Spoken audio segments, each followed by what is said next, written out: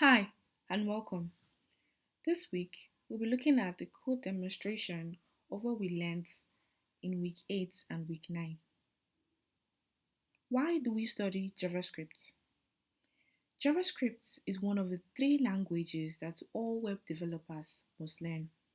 The first language that developers must learn is HTML, and you should already know by now that HTML is used to define the content of web pages. CSS is used to specify the layout of web pages, and JavaScript is used to program the behavior of web pages. We use JavaScript to create dynamically updating content, that is, content that is changing.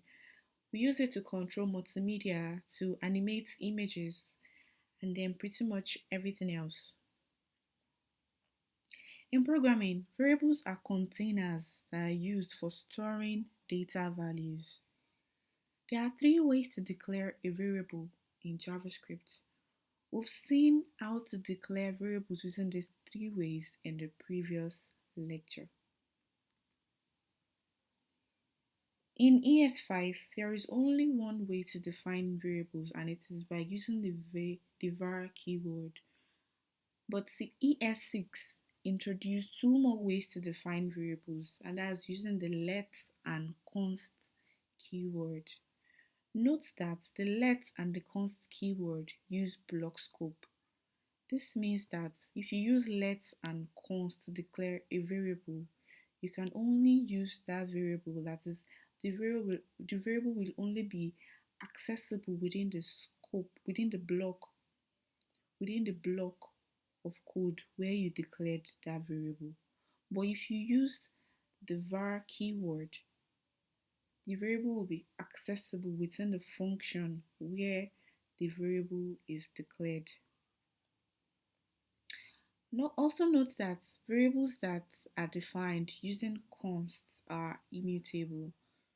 If you use const to declare a variable, that means that the variable is a constant and it shouldn't be changed. The value cannot be changed. You cannot reassign the value. In programming, just like algebra, we use variables to hold values. You will see things like this in algebra. X is equals to 2 plus 3. This is a statement that says that the variable x is equals to 2 or 3 or 5. Similarly, in programming, you can write this, but you need to start with either the let, var, or const keyword, and then the variable x will end up as the integer 5.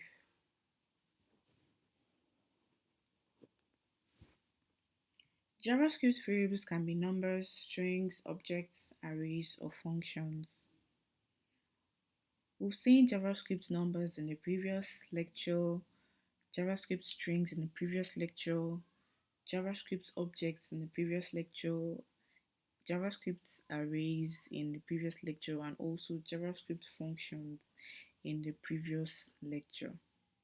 We also looked at JavaScript dates and date formats, and there are three types of dates input formats. The first is ISO dates, which looks like this and is the international standard. The second is short dates, which looks like this, and the long dates, which looks like this. So to use the ISO date, first of all, declare your date variable and then use it to ISO string method. To use the short date, use the to local date string method, and to use the long date, use the to UTC string method. In a previous lecture, we also looked at JavaScript conditions. We saw how to use the if statement, and we also looked at JavaScript loops. We saw how to use the for loop. We saw the syntax and how to go about declaring a for loop.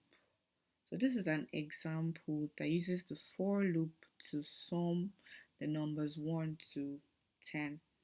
You can type this out in your code editor and run it to say it's an action. So let's look at this example. We declared a variable first name and we set the value to a string, which is Victoria. Another variable that was declared is middle name. The value is Oluwaseun. Another variable that was declared is last name, which is also a string, and the value is Kazim. And then we created a number variable, which we said the variable name is age, and then the value is the number 28. Another variable gender, another variable occupation. So we declared a variable full name, but the value for this full name is gotten by concatenating first name and last name. So full name is equals to whatever first name is plus the string, with space, and then plus the variable last name. Okay, so another variable intro. So this also has to do with concatenation. We said hello, my name is, and then we added the full name, which is this, and then I am a, okay, the gender, and then the occupation. So what we are logging to the console is the value of this intro variable. Let's look at this in our code editor.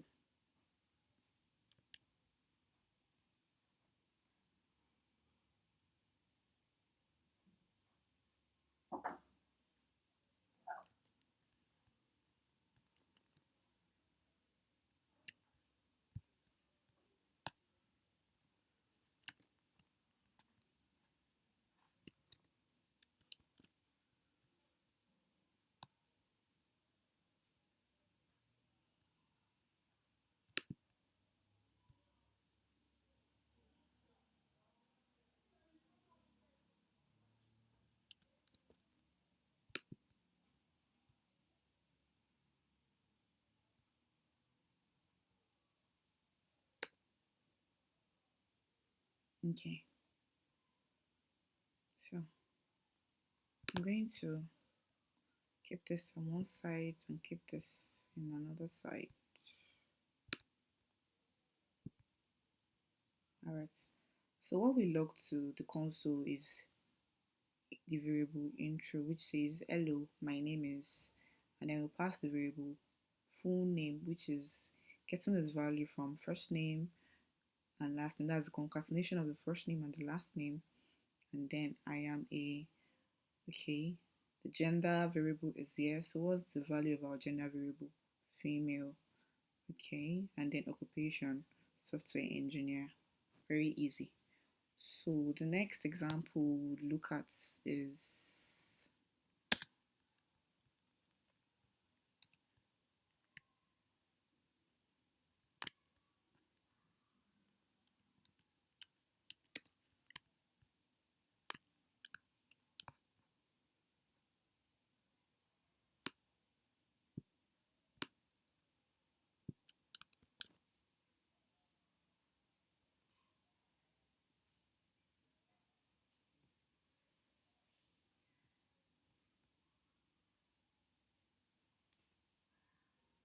this.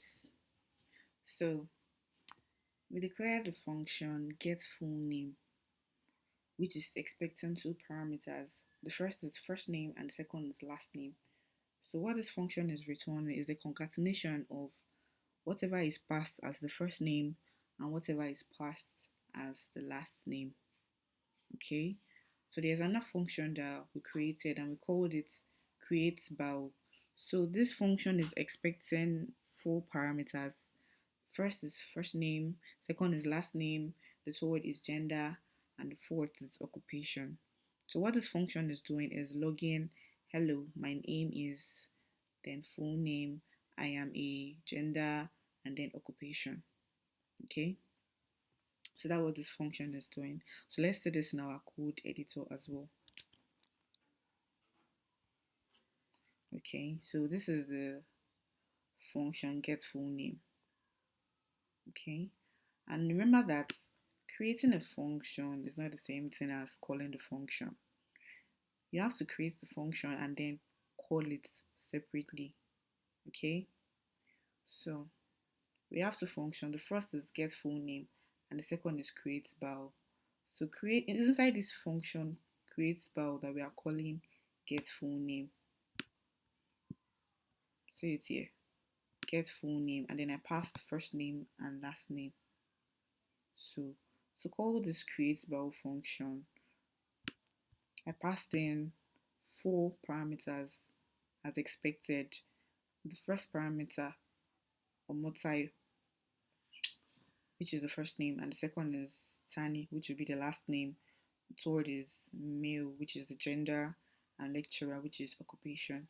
So I'm going to refresh my browser.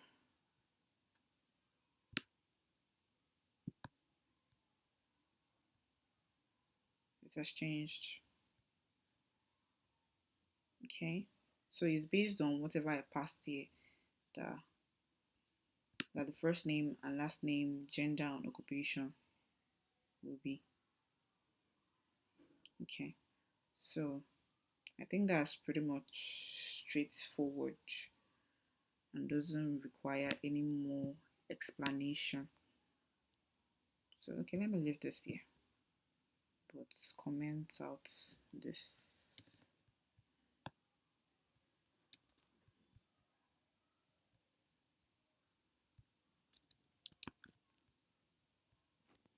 Okay, so I created another variable called workers, and this variable is an array. Is an array. You can tell that it is an array because of this square brackets, opening square brackets and then the closing square brackets. So this array contains objects. So it is an array of objects. So this is the first object, this is the second object, this is the third object, and this is the fourth object. So we have four objects in this array. So each of these objects have name, key, and value pairs.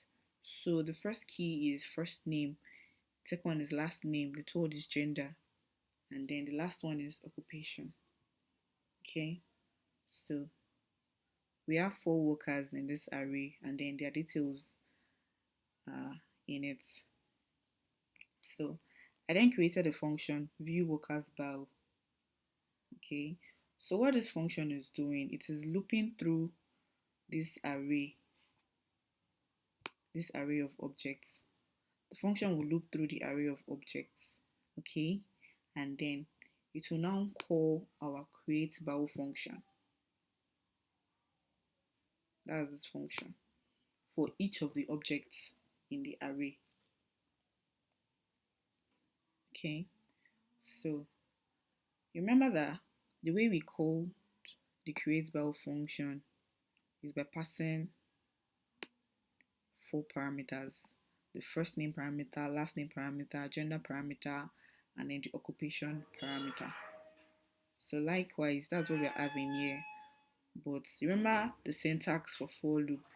You start with your initialization and then your condition and then the increment.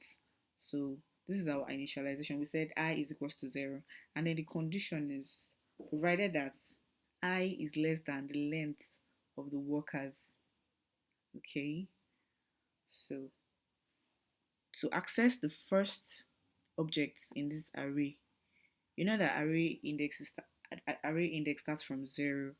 So 0, 1, 2. This is index 0, this is index 1, this is index 2, and then this is index 3. However, the length of this array is 4. The length of the array is 4, but we have index 0, 1, 2, 3 in it. So our I is starting from 0. Okay, and provided that the index is less than the length. As I said, this is index 0, 1, 2, 3. We don't have index 4. The length of the array is 4. If you want to count the length, one, two, three, four. But if you want to identify the index, this is zero, index one, index two, index three. So this condition will always be true. Okay, it will always be true, provided that our index is less than the length of the array. So this is accessing the first object in that array. So which is this, and then dot first name, which will be Victoria, right? And so on and so forth. Okay, so let's call this function view workers bow.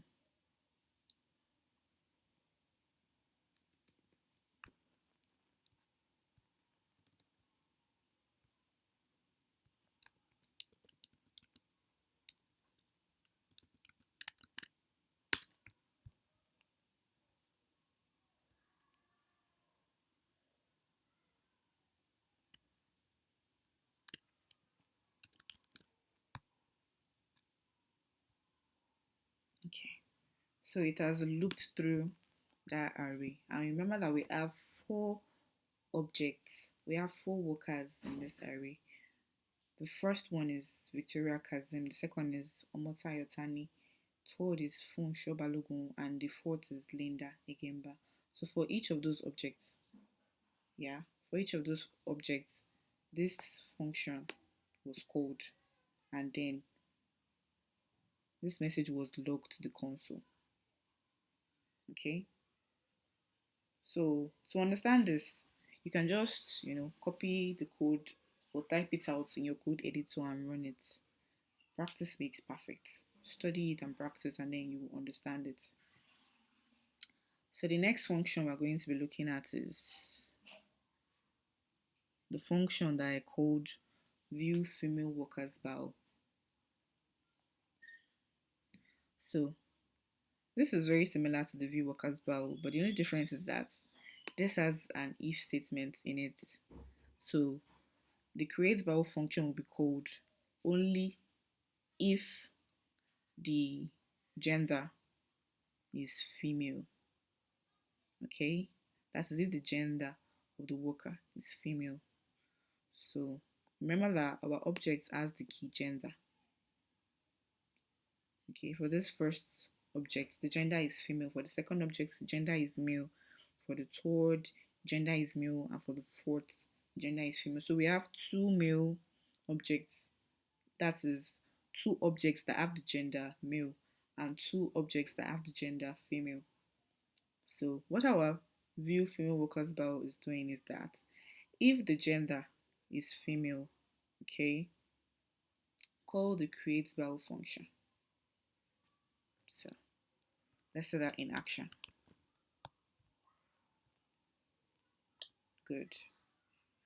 So we only have Victoria Kazim and Linda Egemba logged to the console because for those objects, the gender is female.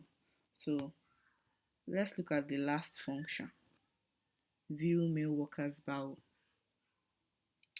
Okay, so what this one is doing is if the gender is male, call the create bow function. So let's say it's in action as well. Good. Okay, guys, you need to type this out to understand it better, study it, practice and practice, and then you get it.